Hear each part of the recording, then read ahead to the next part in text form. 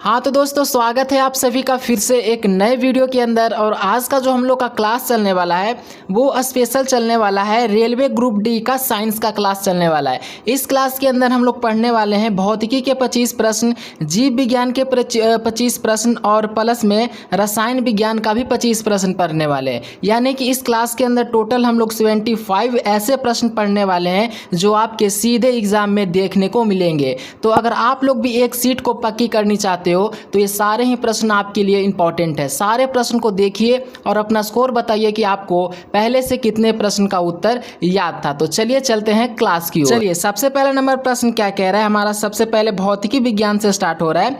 25 हम लोग पहले भौतिकी विज्ञान का प्रश्न देखने वाले हैं। पहला नंबर प्रश्न क्या कह रहा है कि हीरा का चमकना किस घटना का उदाहरण है। मोस्ट इंपॉर्टेंट प्रश्न है, बताना है कि हीरा का चमकना किस घटना का उदाहरण है। याद रखिएगा कि ये पूर्ण आंतरिक परिवर्तन का उदाहरण है, यानी कि राइट आंसर हो जाएगा ऑप्शन नंबर सी। सवाल यहाँ से एक ऐसे भी पूछ सकता है कि दुनिया का सबसे कठोर पदार्थ कौन सा है। तो आप लोग को बताना है कि दुनिया का सबसे कठोर पदार्थ हो जाएगा हीरा। इसको भी ध्यान में रखिएगा।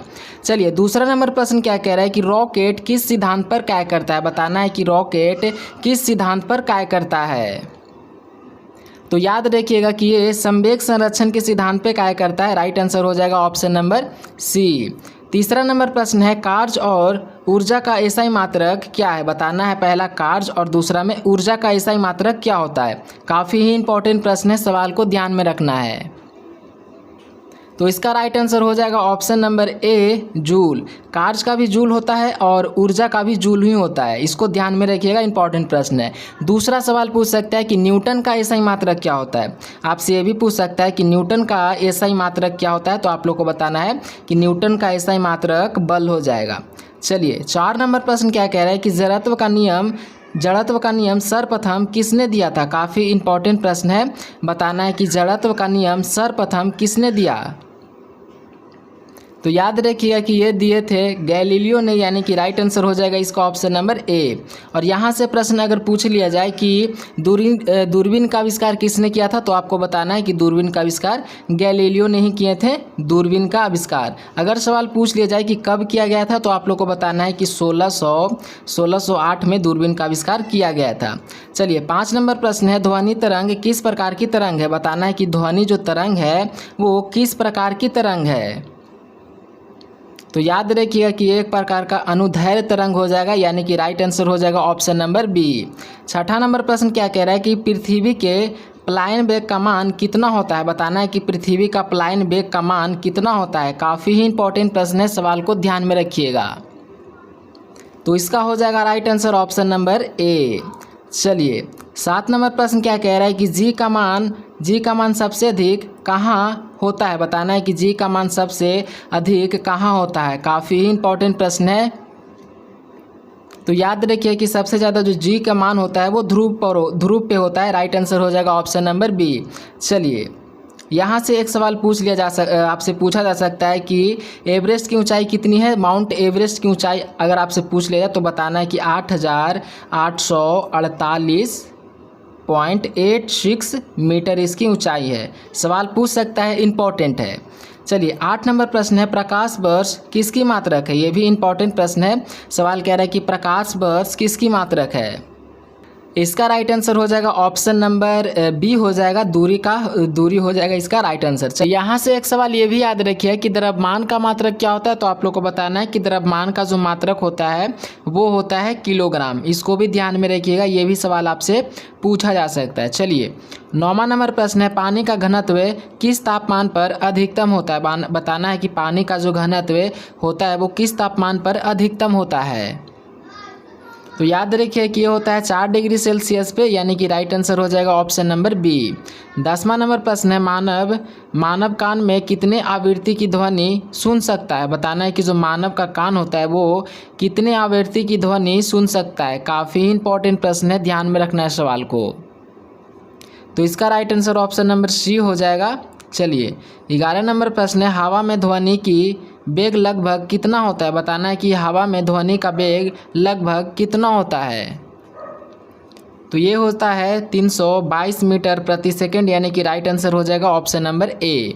12 नंबर प्रश्न है वर्षा की बूंद गोलाकार किस कारण से होती है। ये भी प्रश्न इंपॉर्टेंट है। बताना है कि वर्षा की जो बूंद होती है वो गोलाकार किस कारण से होती है। तो ये होती है पृष्ठ तनाव के कारण, यानी कि राइट आंसर हो जाएगा ऑप्शन नंबर सी। दूसरा सवाल यहाँ से एक ये भी बनता है कि गुरुत्वाकर्षण का नियम किसने दिया है। आप लोग को बताना है कि गुरुत्वाकर्षण का जो नियम है वो किसने दिया था। तो आप लोग को बताना है कि गुरुत्वाकर्षण का नियम आइजैक न्यूटन ने गुरुत्वाकर्षण का नियम दिया था। इसको भी ध्यान में रखिएगा। चलिए 13 नंबर प्रश्न है, प्रकाश का वेग सबसे पहले किसने मापा था। बताना है कि प्रकाश का वेग सबसे पहले किसने मापा था। ये भी सवाल इंपॉर्टेंट है। तो याद रखिए कि इसका राइट आंसर हो जाएगा ऑप्शन नंबर सी, रोमर। चलिए 14 नंबर प्रश्न है, निकट दृष्टि को दूर करने के लिए किस लेंस का प्रयोग किया जाता है। यह भी सवाल इंपॉर्टेंट है। सवाल कह रहा है कि निकट दृष्टि को दूर करने के लिए किस लेंस का प्रयोग किया जाता है। तो याद रखिए कि अवतल लेंस का प्रयोग किया जाता है। राइट आंसर हो जाएगा ऑप्शन नंबर बी। सवाल यहाँ से अगर पूछ लिया जाए कि दूर दृष्टि ठीक करने के लिए किस लेंस का प्रयोग करते हैं, तो याद रखिए कि दूर दृष्टि के लिए हम उत्तल लेंस का प्रयोग करते हैं दूर दृष्टि को ठीक करने के लिए, और नज़दीक के लिए हम लोग अवतल लेंस का प्रयोग करते हैं। चलिए 15 नंबर प्रश्न है, वाहनों का पीछे ट्रैफिक देखने के लिए किस दर्पण का प्रयोग करते हैं। सवाल आपसे ये भी ऐसे भी पूछ सकता है कि गाड़ी के साइड मिरर में किस दर्पण का प्रयोग करते हैं, या फिर सवाल आपसे ऐसे भी पूछ सकता है कि वाहनों को पीछे का ट्रैफिक देखने के लिए किस दर्पण का प्रयोग करते हैं। तो याद रखिए कि उत्तल दर्पण का प्रयोग करते हैं। राइट आंसर हो जाएगा ऑप्शन नंबर बी। सवाल यहाँ से एक ये भी बन सकता है कि वाहन का जो हेडलाइट होता है उसमें कौन सा दर्पण का प्रयोग करते हैं। तो याद रखिएगा कि अवतल दर्पण का प्रयोग करते हैं वाहन का हेडलाइट में अवतल दर्पण का प्रयोग करते हैं। चलिए 16 नंबर प्रश्न है, स्पष्ट प्रतिध्वनि सुनने के लिए परावर्तक सतह श्रोता के बीच न्यूनतम दूरी कितनी होनी चाहिए। ये भी प्रश्न इंपॉर्टेंट है, ध्यान में रखना है। तो जो न्यूनतम दूरी होनी चाहिए वो 17 मीटर की होनी चाहिए, यानी कि राइट आंसर हो जाएगा ऑप्शन नंबर बी। 17 नंबर प्रश्न है, किस तापमान पर सेल्सियस और फ़ारेनहाइट स्केल का मान समान होता है। बताना है कि किस तापमान पर सेल्सियस और फ़ारेनहाइट स्केल का मान समान होता है। तो याद रखिए कि इसका राइट आंसर हो जाएगा -40 डिग्री, यानी कि राइट आंसर हो जाएगा ऑप्शन नंबर सी। चलिए 18 नंबर प्रश्न क्या कह रहा है कि आकाश का रंग नीला किसके कारण दिखाई देता है। ये भी प्रश्न इंपॉर्टेंट है। सवाल कह रहा है कि आकाश का रंग नीला किसके कारण दिखाई देता है। तो ये दिखाई देता है प्रकाश के प्रकीर्णन के कारण, यानी कि राइट आंसर हो जाएगा ऑप्शन नंबर सी। 19 नंबर प्रश्न है, फ्यूज तार की विशेषता होनी चाहिए। बताना है कि फ्यूज तार की क्या विशेषता होनी चाहिए। सबसे पहले आपसे यह सवाल पूछा जा सकता है कि फ्यूज तार किस चीज़ का बना होता है। तो आप लोग को ध्यान रखना है कि जो फ्यूज तार बना होता है वो टीन प्लस शीशा का बना होता है। ये सवाल को ध्यान में रखिएगा। अब हमारा सवाल क्या कह रहा है कि फ्यूज तार की विशेषता क्या होता है। तो आप लोग को बताना है कि इसकी जो विशेषता होती है वो उच्च प्रतिरोध और निम्न गलनांक होती है। राइट आंसर हो जाएगा ऑप्शन नंबर सी। चलिए 20 नंबर प्रश्न क्या कह रहा है, प्राथमिक रंग कौन कौन से हैं। बताना है कि जो प्राथमिक रंग हैं वो कौन कौन से हैं। तो ध्यान रखिए कि लाल हो जाएगा और फिर हरा हो जाएगा, नीला हो जाएगा, यानी कि राइट आंसर हो जाएगा ऑप्शन नंबर बी। 21 नंबर प्रश्न है, विद्युत धारा का मात्रक क्या है। काफ़ी इंपॉर्टेंट प्रश्न है। आपसे सवाल कह रहा है कि विद्युत धारा का मात्रक क्या है। ऑप्शन है वोल्ट, ओम, एम्पियर या फिर वाट। तो याद रखना है कि इसका जो मात्रक हो जाएगा वो एम्पियर हो जाएगा। राइट आंसर हो जाएगा ऑप्शन नंबर सी। सवाल यहाँ से पूछ सकता है कि प्रतिरोध का एसआई मात्रक क्या होता है। तो याद रखिए कि प्रतिरोध का जो एसआई मात्रक होता है वो ओम होता है, प्रतिरोध का एसआई मात्रक।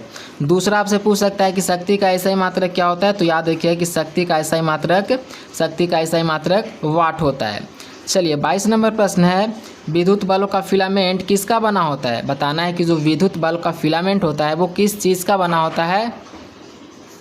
तो याद रखिए कि ये बना होता है टंगस्टन का, यानी कि राइट आंसर हो जाएगा इसका ऑप्शन नंबर सी।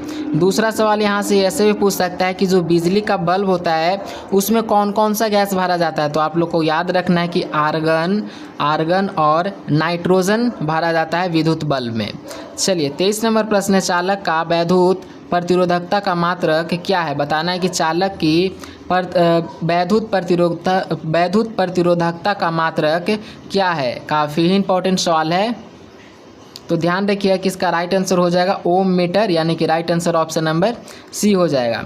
सवाल यहाँ से पूछ सकता है कि एक फेराइडे बराबर कितना होता है।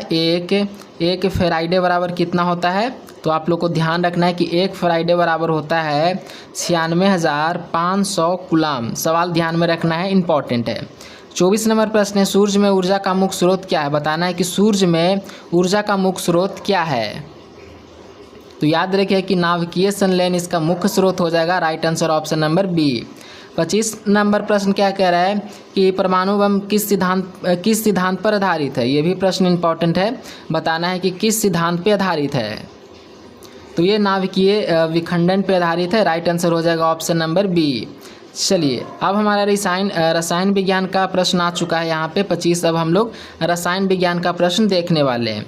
तो सबसे पहले प्रश्न क्या कह रहा है कि शुद्ध जल का पीएच मान कितना होता है। सबसे पहला प्रश्न आपसे पूछ रहा है कि शुद्ध जल का जो पीएच मान होता है वो कितना होता है। तो याद रखिए कि शुद्ध जल का पीएच मान 7 होता है, यानी कि राइट आंसर हो जाएगा ऑप्शन नंबर बी। दूसरा नंबर प्रश्न है, अम्लीय विलयन का पीएच मान कितना होता है। बताना है कि अम्लीय जो विलयन होता है उसका पीएच मान कितना होता है। ये भी प्रश्न इंपॉर्टेंट है, तो ध्यान रखिए कि 7 से कम होता है, तो राइट आंसर हो जाएगा ऑप्शन नंबर बी। चलिए 3 नंबर प्रश्न है, परमाणु के नाभिक में कौन सा कण होता है। बताना है कि परमाणु के नाभिक में कौन से कण होते हैं। तो याद रखिए कि प्रोटॉन और न्यूट्रॉन हो जाएंगे, इसका राइट आंसर हो जाएगा ऑप्शन नंबर बी। तीसरा यहाँ से एक प्रश्न ऐसे ही पूछ सकता है कि इलेक्ट्रॉन की खोज किसने की थी। तो आप लोग को बताना है कि इलेक्ट्रॉन की खोज जे थॉमसन ने इलेक्ट्रॉन की खोज की थी, इसको भी ध्यान में रखना है। चलिए 4 नंबर प्रश्न है, आधुनिक रसायन विज्ञान का जनक किसे कहा जाता है। ये भी सवाल इंपॉर्टेंट है। सवाल कह रहा है कि आधुनिक रसायन विज्ञान का जनक किसे माना जाता है। तो याद रखिए कि लेवोइज़ियर को माना जाता है, यानी कि राइट आंसर हो जाएगा ऑप्शन नंबर बी। चलिए 5 नंबर प्रश्न क्या कह रहा है कि साधारण नमक का रासायनिक नाम और सूत्र क्या है। 2 चीज़ यहाँ से पूछ रहा है, पहला आपसे साधारण नमक का नाम पूछ रहा है और सूत्र पूछ रहा है। तो ध्यान रखिए कि इसका जो नाम होगा वो होगा सोडियम क्लोराइड और इसका सूत्र हो जाएगा NaCl, राइट आंसर हो जाएगा ऑप्शन नंबर बी। चलिए 6ठा नंबर प्रश्न है, इलेक्ट्रॉन की खोज किसने की थी। बताना है कि इलेक्ट्रॉन की खोज किसने की थी।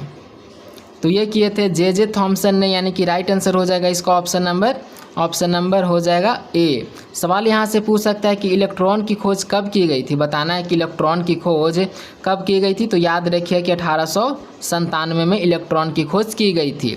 चलिए 7 नंबर प्रश्न है, आधुनिक अवध सारणी किसने दी थी। ये भी सवाल इंपॉर्टेंट है, बताना है कि आधुनिक अवध सारणी किसने दी थी। तो ये दिए थे मोसले ने, राइट आंसर हो जाएगा ऑप्शन नंबर बी। चलिए 8 नंबर प्रश्न क्या कह रहा है कि धोने का सोडा का रासायनिक सूत्र क्या है। आप लोग को बताना है कि जो धोने वाला सोडा होता है उसका रासायनिक सूत्र क्या है। ये भी सवाल इंपॉर्टेंट है, इसको भी ध्यान में रखना है। तो इसका जो सूत्र हो जाएगा वो हो जाएगा ऑप्शन नंबर बी, इसको ध्यान में रखिएगा। चलिए 9वां नंबर प्रश्न है, प्लास्टर ऑफ पेरिस का रासायनिक सूत्र क्या है। आपसे प्लास्टर ऑफ पेरिस का रासायनिक सूत्र पूछ रहा है कि इसका सूत्र क्या होगा। तो याद रखना है कि इसका जो सूत्र हो जाएगा वो हो जाएगा ऑप्शन नंबर बी। चलिए 10 नंबर प्रश्न है, जंग का रासायनिक संयोजन क्या है। बताना है कि जंग का रासायनिक संयोजन क्या है। तो इसका जो रासायनिक संयोजन हो जाएगा वो हो जाएगा जल योजित फेरिक ऑक्साइड, यानी कि राइट आंसर हो जाएगा इसका ऑप्शन नंबर बी। चलिए 11 नंबर प्रश्न है, बेकिंग सोडा जिसे हम खाने का सोडा भी कहते हैं, इसका रासायनिक नाम क्या है। तो याद रखिए कि इसका रासायनिक नाम हो जाएगा सोडियम बाइकार्बोनेट, यानी कि राइट आंसर हो जाएगा ऑप्शन नंबर बी। चलिए 12 नंबर प्रश्न क्या कह रहा है कि ब्लीचिंग पाउडर जिसे हम व्यंजक चूर्ण भी कहते हैं उसका रासायनिक सूत्र क्या है। आपसे बताना है कि ब्लीचिंग पाउडर का रासायनिक सूत्र क्या है। तो इसका जो रासायनिक सूत्र हो जाएगा वो हो जाएगा CaOCl2, राइट आंसर हो जाएगा ऑप्शन नंबर बी। 13 नंबर प्रश्न है और ये प्रश्न मोस्ट इंपॉर्टेंट है, ध्यान में रखिएगा कि भविष्य का ईंधन किसे कहा जाता है। आपको बताना है कि भविष्य का ईंधन किसे कहा जाता है। तो हाइड्रोजन को हम भविष्य का ईंधन कहते हैं, राइट आंसर हो जाएगा ऑप्शन नंबर ए। मीथेन का सूत्र याद रखिए कि मीथेन का सूत्र होता है CH4। चलिए 14 नंबर प्रश्न है, एलपीजी सिलेंडर में मुख्य रूप से कौन सी गैस भरी जाती है? बताना है कि एलपीजी जो गैस होता है उसमें मुख्य रूप से कौन सी गैस भरी जाती है। सबसे पहले आप लोग को एलपीजी का फुल फॉर्म याद रखना है। तो एलपीजी का फुल फॉर्म होता है लिक्विड पेट्रोलियम गैस, इसका फुल फॉर्म हो जाएगा। अब हमारा सवाल कह रहा है कि एलपीजी सिलेंडर में मुख्य रूप से कौन सी गैस भरी जाती है? तो याद रखिए कि प्रोपेन और ब्यूटेन भरी जाती है। राइट आंसर हो जाएगा ऑप्शन नंबर इसका बी। चलिए 15 नंबर प्रश्न है, गुब्बारों में भरने के लिए किस निष्क्रिय गैस का प्रयोग किया जाता है? बताना है कि गुब्बारा में भरने के लिए किस निष्क्रिय गैस का प्रयोग किया जाता है। तो याद रखिए कि हीलियम का प्रयोग किया जाता है, यानी कि राइट आंसर हो जाएगा ऑप्शन नंबर बी। 16 नंबर प्रश्न है, बायोगैस और सीएनजी का मुख्य घटक क्या है? बताना है कि बायोगैस और सीएनजी का मुख्य घटक क्या है। तो याद रखिए कि इसका मुख्य घटक हो जाएगा मीथेन, यानी कि CH4। राइट आंसर हो जाएगा ऑप्शन नंबर डी। चलिए 17 नंबर प्रश्न है, जो लोहे पर जंग लगना किसका उदाहरण है? बताना है कि जब लोहे पर जंग लगता है तो किसका उदाहरण है? तो ये ऑक्सीकरण का उदाहरण है, यानी कि राइट आंसर हो जाएगा ऑप्शन नंबर ए। 18 नंबर प्रश्न है, सौर सेल में किसका उपयोग किया जाता है? बताना है कि सौर सेल में किसका उपयोग किया जाता है। काफ़ी इंपॉर्टेंट प्रश्न है। तो ये किया जाता है सिलिकॉन का, यानी कि राइट आंसर हो जाएगा ऑप्शन नंबर ए। चलिए 19 नंबर प्रश्न का आप लोग का उत्तर कमेंट बॉक्स में आना चाहिए। काफ़ी सिंपल प्रश्न है और काफ़ी इंपॉर्टेंट प्रश्न है। इसका उत्तर आप लोग कमेंट बॉक्स में ज़रूर बताइएगा। चलिए 20 नंबर प्रश्न है, हंसाने वाली गैस जिसे हम लाफिंग गैस भी कहते हैं, रासायनिक नाम क्या है? आपसे पूछ रहा है कि हंसाने वाली गैस का रासायनिक नाम क्या है? तो याद रखिए कि नाइट्रस ऑक्साइड हो जाएगा, जिसे हम लोग N2O भी कहते हैं। राइट आंसर हो जाएगा इसका ऑप्शन नंबर सी। 21 नंबर प्रश्न क्या कह रहा है कि कमरे के तापमान पर द्रव अवस्था में रहने वाली एकमात्र धातु कौन सी है? बताना है कि कमरे के तापमान पर द्रव अवस्था में रहने वाली एकमात्र धातु कौन सी है? तो याद रखिए कि ये हो जाएगा पारा, यानी कि राइट आंसर हो जाएगा इसका ऑप्शन नंबर बी। 22 नंबर प्रश्न है, एलपीजी का रिसाव का पता लगाने के लिए उसमें क्या मिलाया जाता है? बताना है कि एलपीजी में रिसाव का पता लगाने के लिए उसमें क्या मिलाया जाता है? तो याद रखिए कि इसमें हम लोग एथिन मैरकोप्टन को मिलाते हैं। राइट आंसर हो जाएगा इसका ऑप्शन नंबर बी। 23 नंबर प्रश्न है, चूने के पानी को दूधिया करने वाली गैस कौन सी है? बताना है कि चूने के पानी को दूधिया करने वाली गैस कौन सी है? तो याद रखिए कि ये होता है कार्बन डाइऑक्साइड, जिसका सूत्र होता है CO2। राइट आंसर हो जाएगा इसका ऑप्शन नंबर सी। 24 नंबर प्रश्न है, पेंसिल की लीड बनाने के लिए किसका उपयोग किया जाता है? मोस्ट इंपॉर्टेंट प्रश्न है। सवाल कह रहा है कि पेंसिल की लीड बनाने के लिए किसका उपयोग किया जाता है? तो याद रखिए कि ग्रेफाइट का प्रयोग किया जाता है। जो पेंसिल में काला वाला भाग होता है वो ग्रेफाइट ही होता है। राइट आंसर हो जाएगा इसका ऑप्शन नंबर बी। चलिए 25 नंबर प्रश्न है, अधातु जो कमरे के तापमान पर द्रव अवस्था में रहती है? बताना है कि कौन सा धातु है जो कमरे के तापमान पर द्रव अवस्था में रहती है? तो याद रखिए कि ये ब्रोमीन रहती है कमरे के तापमान पर द्रव अवस्था में। राइट आंसर हो जाएगा ऑप्शन नंबर बी। अब हम लोग जीव विज्ञान का 25 प्रश्न देखने वाले हैं, जो काफ़ी ही ज़्यादा इंपॉर्टेंट है एग्जाम में सीधो यहाँ। चलिए अब हम लोग जीव विज्ञान का 25 प्रश्न देखने वाले हैं, जो काफ़ी ही ज़्यादा इंपॉर्टेंट है। एग्जाम में सीधे सवाल यहाँ से देखने को मिलेंगे। सबसे पहला नंबर प्रश्न है, कोशिका का पावर हाउस किसे कहा जाता है? पहला ही प्रश्न काफ़ी ज़्यादा इंपॉर्टेंट है, एग्जाम में सीधे पूछ सकता है कि कोशिका का पावर हाउस किसे कहते हैं? तो याद रखिए कि कोशिका का जो पावर हाउस होता है उसे हम माइक्रोकॉन्ड्रिया को कहते हैं, यानी कि राइट जो इसका आंसर हो जाएगा ऑप्शन नंबर सी हो जाएगा। चलिए दूसरा नंबर प्रश्न है, कोशिका की आत्मघाती थैली किसे कहा जाता है? बताना है कि कोशिका की आत्मघाती थैली किसे कहा जाता है? तो याद रखिए कि लाइसोसोम को कहते हैं। लाइसोसोम हमारा राइट आंसर हो जाएगा ऑप्शन नंबर बी। 3 नंबर प्रश्न है, कोशिका की खोज सर्वप्रथम किसने की थी? बताना है कि कोशिका की खोज सर्वप्रथम किसने की थी? यह भी सवाल काफ़ी ही ज़्यादा इंपॉर्टेंट है। सबसे पहले याद रखिए कि कोशिका की खोज कब की गई थी? तो ये की गई थी 1665 में कोशिका की खोज हुई थी। सवाल कह रहा है कि कोशिका की खोज सर्वप्रथम किसने की थी? तो यहाँ पे देख सकते हो, यहाँ पे लिखा भी हुआ है 1665 किसने की थी? तो रॉबर्ट हुक ने की थी। राइट आंसर हो जाएगा इसका ऑप्शन नंबर बी। 4 नंबर प्रश्न है, प्रोटीन का फैक्ट्री किसे कहा जाता है? बताना है कि प्रोटीन का फैक्ट्री किसे कहते हैं? तो ये हम कहते हैं प्रोटीन का फैक्ट्री हम लोग कहते हैं किसको? तो राइबोसोम को प्रोटीन का फैक्ट्री कहते हैं। सवाल आपसे पूछ सकता है, इंपॉर्टेंट है, ध्यान में रखिएगा। राइट आंसर हो जाएगा ऑप्शन नंबर सी। 5 नंबर प्रश्न है, इंसुलिन हार्मोन कहाँ से स्रावित होता है? बताना है कि इंसुलिन हार्मोन है जो कहाँ से स्रावित होता है। ये भी सवाल काफ़ी ही ज़्यादा इंपॉर्टेंट है। तो ये होता है अग्नाशय से स्रावित, यानी कि इसका जो राइट आंसर हो जाएगा ऑप्शन नंबर सी हो जाएगा। 6ठा नंबर प्रश्न है, मानव शरीर की सबसे बड़ी ग्रंथि कौन सी है? बताना है कि मानव शरीर की सबसे बड़ी ग्रंथि कौन सी है? तो याद रखिए कि इसका राइट आंसर हो जाएगा ऑप्शन नंबर इसका राइट हो जाएगा सी। यकृत को मानव शरीर की सबसे बड़ी ग्रंथि कहा जाता है। राइट आंसर हो जाएगा ऑप्शन नंबर सी। चलिए, पीयूष ग्रंथि को हम लोग मास्टर ग्रंथि कहते हैं, इसको भी ध्यान में रखिएगा, इंपॉर्टेंट है। चलिए, 7 नंबर प्रश्न है, मानव शरीर में कुल कितनी हड्डियां होती है? बताना है कि मानव शरीर में कुल हड्डियों की संख्या कितनी होती है? तो याद रखिए कि 206 होती है। राइट आंसर हो जाएगा ऑप्शन नंबर ए। सवाल यहाँ से पूछ सकता है कि नवजात शिशुओं में हड्डियों की संख्या कितनी होती है? तो आप लोग को बताना है कि जो नवजात शिशु होता है उसमें टोटल हड्डियों की संख्या 300 होती है। चलिए, 8 नंबर प्रश्न है, मानव शरीर में सबसे लंबी और भारी हड्डी कौन सी है? ये भी सवाल आपसे पूछ सकता है कि मानव शरीर में सबसे लंबी और भारी हड्डी कौन सी है? तो याद रखिए कि फीमर हो जाएगा। इसका right answer option number B, जो कि जांघ में पाई जाती है। और यहाँ से याद रखिए कि सबसे छोटी जो हड्डी हो जाएगी स्टेप, जो कि कान में पाई जाती है। मानव शरीर की सबसे छोटी हड्डी कान में पाई जाती है, जिसे हम लोग स्टेप्स कहते हैं। चलिए, 9 नंबर प्रश्न क्या कह रहा है कि रक्त का थक्का जमने के लिए कौन सा विटामिन सहायक है? बताना है कि रक्त का थक्का जमने में कौन सा विटामिन सहायक होता है? तो याद रखिएगा कि विटामिन के सहायक होता है, यानी कि राइट आंसर हो जाएगा ऑप्शन नंबर डी। चलिए, 10 नंबर प्रश्न क्या कह रहा है,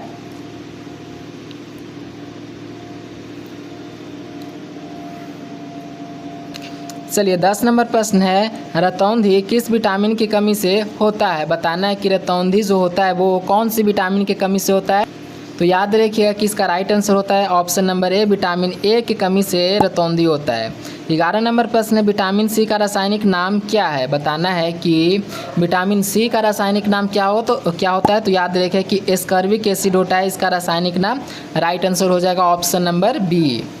12 नंबर प्रश्न है, सर्वदाता रक्त समूह कौन सा है? बताना है कि सर्वदाता जो रक्त समूह है वो कौन सा है? काफ़ी इंपॉर्टेंट सवाल है। तो ये हो जाएगा right answer option number B. चलिए, 13 नंबर प्रश्न क्या कह रहा है कि सर्वग्राही रक्त समूह कौन सा है? बताना है कि सर्वग्राही रक्त समूह कौन सा है? तो ये हो जाएगा ए बी। राइट आंसर हो जाएगा इसका ऑप्शन नंबर बी। 14 नंबर प्रश्न है, मानव शरीर का समान रक्तचाप कितना होता है? बताना है कि मानव शरीर का जो समान रक्तचाप होता है वो कितना होता है? तो याद रखिए कि 120/80 होता है। राइट आंसर हो जाएगा ऑप्शन नंबर बी।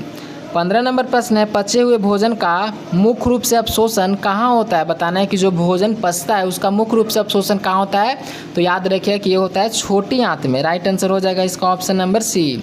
सवाल पूछ सकता है कि छोटी आंत की लंबाई कितनी होती है? तो याद रखिएगा कि छोटी आंत की लंबाई होती है 6 से 60 मीटर। और अगर आपसे पूछ लिया जाए बड़ी आंत की लंबाई, तो याद रखिए कि बड़ी आंत की जो लंबाई होती है वो 5 फीट की होती है।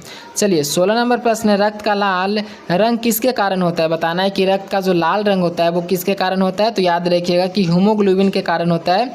राइट आंसर हो जाएगा ऑप्शन नंबर बी। 17 नंबर प्रश्न है, आरबीसी लाल रक्त कणिकाओं का जीवन काल कितना होता है? तो आप लोग को बताना है कि आरबीसी का जो जीवन काल होता है वो 120 दिन का होता है। इसको ध्यान में रखिएगा। चलिए, 18 नंबर प्रश्न क्या कह रहा है कि पौधे में तैयार भोजन परिवहन किसके द्वारा होता है? बताना है कि पौधे में तैयार भोजन का परिवहन किसके द्वारा होता है? तो याद रखिए कि फ्लोएम के द्वारा होता है भोजन का परिवहन। राइट आंसर हो जाएगा ऑप्शन नंबर बी। 19 नंबर प्रश्न क्या कह रहा है कि पौधे में जल का परिवहन किसके द्वारा होता है? बताना है कि पौधा में जो जल का परिवहन होता है वो किसके द्वारा होता है?